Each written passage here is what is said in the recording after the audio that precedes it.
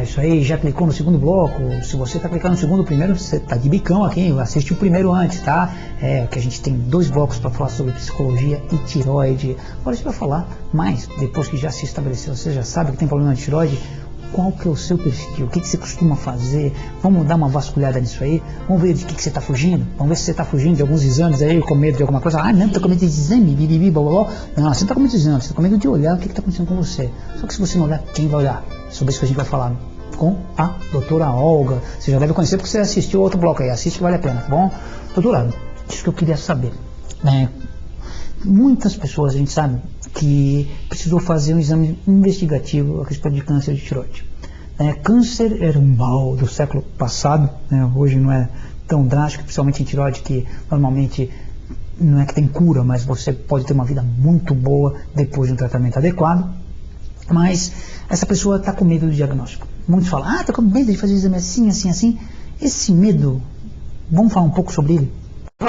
Vamos falar sobre isso. Tem uma frase que eu gosto muito, que se chama é preciso se deixar ferir pela verdade. Essa devastadora que ao nos ferir ilumina, mesmo que sejam escombros. Né? Então, quando nós temos uma suspeita de algo que pode não ser tão bom assim. Eu achei bonito isso aí. Leia isso aí e pensa.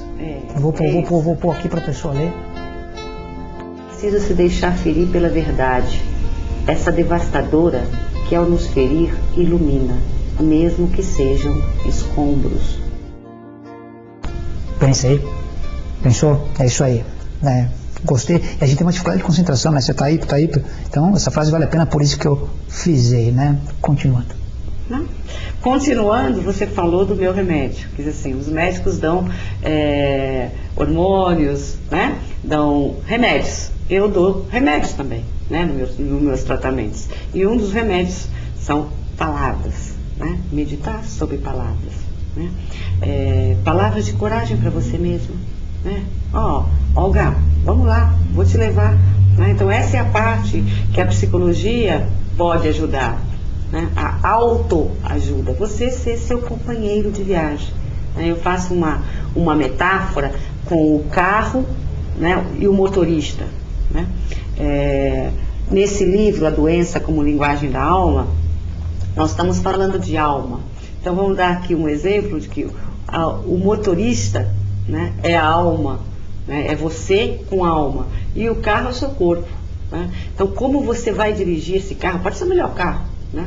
Pode ser o carro mais caro. Agora, se você não dá manutenção para esse carro, se você não dirige ele de forma adequada, se você não está equilibrado para dirigir, né, você pode estragar o seu carro. É verdade. Vou dar aqui um exemplo, usando essa analogia. Vamos supor, você está com um probleminha na tireoide lá, né, que seja um câncer. Não precisa ter medo dessa palavra, mas não. Né, ainda mais se for na tireoide, são cânceres mais amigáveis do que se for um câncer no fígado. Né, então, vamos supor, furou o seu pneu lá. Furou meu pneu. Aí você não troca o pneu, você vai andar com o pneu furado? Você vai bater o carro, você vai descapotar o carro. Troca o pneu, não esconda de você mesmo que esse pneuzinho está precisando de um reparo. Não é? Porque o acidente lá na frente pode ser maior. Muita gente está com medo de fazer os exames. E isso que eu não quero. Isso, psicologicamente, você pode, dar um exemplo ainda, usando o mesmo exemplo, psicologicamente você pode até descobrir que você furou o pneu porque você passou num buraco, porque você estava bêbado, ou qualquer coisa assim. Não importa, o fato é que o pneu está furado. Nós precisamos cuidar deste pneu. Né? Então, quanto antes você for levar o seu carro para consertar, arrumar o sistema dele, mais rápido você vai poder continuar a sua viagem. Jornada. Né? Que a gente está aqui para fazer esse caminho. Então, é isso que é interessante, é uma coisa muito legal de você estar ouvindo isso, principalmente que uma porcentagem muito grande de investigações de nódulos na tireoide são benignos, você não precisa fazer quase nada. Né? Então não é o câncer, só fica com medo. Se você não viu ainda, a gente tem uma matéria sobre pulsão, que uma moça que ficou 1 ano para fazer pulsão, ela falava que estava com medo de agulha e tal, uma agulha ridiculamente fina, não tem nada a ver.